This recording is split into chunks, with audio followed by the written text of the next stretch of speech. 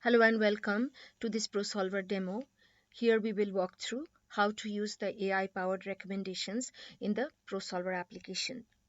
We have a system called automotive and it has a certain number of solved problems as you can see, and here we will see now we will log a new problem and see how we can get recommendations from the knowledge of these solved problems. So let's add a problem quickly.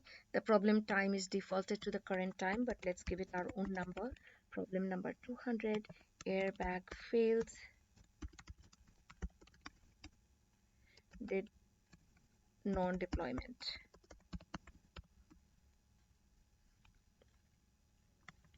Cars collided, car collided, but airbag failed to inflate. Now it's obviously a serious problem. We give it a priority of P1. The rest of the fields are optional. You can fill them out as needed. Let's save it, and this will take us to the ProSolvr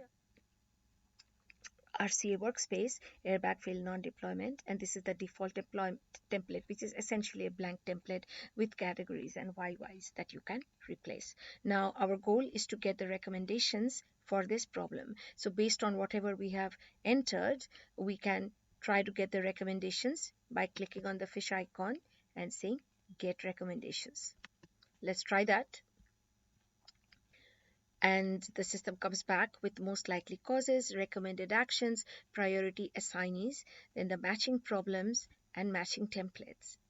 Now the first step in that the recommendation engine takes is use natural language processing to match this problem with the existing problems in our knowledge repository. As you see, they are number 1, number 2, 3 ranked like that, and then there is a problem number here that you can check out if you want, and there is a compare link because we want our AI to be explainable. Whatever matching we are doing, why did we rank it number 1? So it actually shows this is the problem description of our current problem and this is the description of our earlier problem, and they are a good match. The match score is indicated here. Likewise, the problem title is compared to the title, and this is also a good match. And they are also sometimes cross compared because I might put more information in the problem description in one case and the title could be short. So there are clever logic in here, smart logic, that will actually try to do the best possible matches based on the information you have entered before. Now after these matching problems are computed, we have a second step that the recommendation engine takes, and that is to find the fishbones of all these problems and try to figure out what were the causes that were at fault or contributing causes for these problems and what kind of actions were taken. So that is the analysis that generates these results. Most likely causes, material is damaged spring. Let's look at more. So this is kind of like a Pareto analysis. This is the cause under this category, and it happened 3 times. Bad glue happened twice, and the machine and environment, etc., happened once each. As you see, the problem links are provided here, and you can go to them directly to view the problem details manually. So this is auto-generated, but you can always check out the suggestions manually to confirm.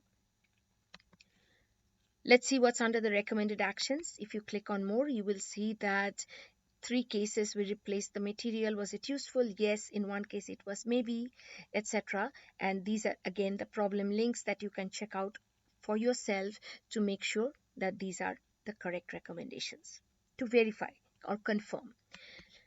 So suggested priorities and suggested assignees, these are the people that had solved it earlier. Now we are a visual collaborative tool and these links are all very nice. However, they are still just links or information that we would have to absorb and then reapply to create the fishbone. So instead, our tool actually generates the fishbone directly. Let's see how it does that.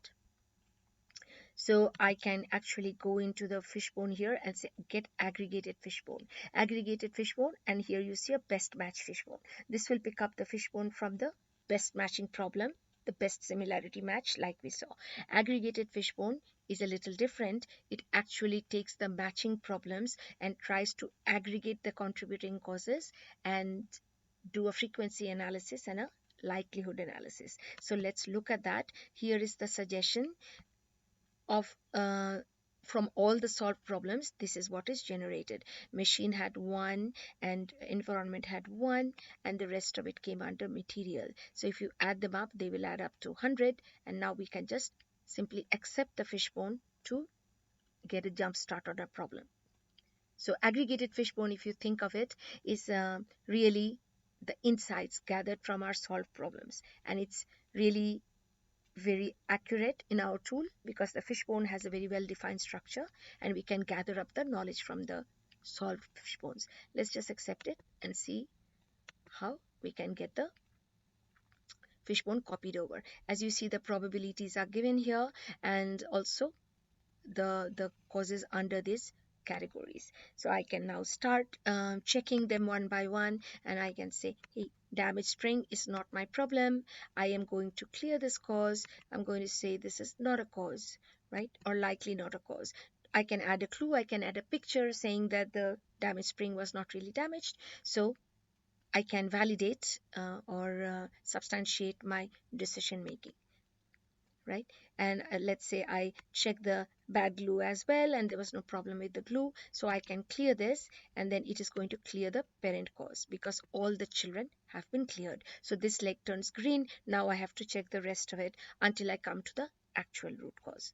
So as you see, this aggregated fishbone can really help us to jumpstart the problem solving. So this is the aggregated knowledge, and if you want to see the actual recommendations, you can always go back to the details and see here what the frequency distribution of the various causes are, which problems they came from. So this page has a little more details on the problems that were used to generate these recommendations. I hope this demo was useful for you. If you have any questions at all, please feel free to reach out to us at support@prosolvr.tech. And you can also try this application for yourself at app.prosolvr.tech. There is a free trial for 30 days. Thank you for your time, and we hope you enjoy our tool. Thank you.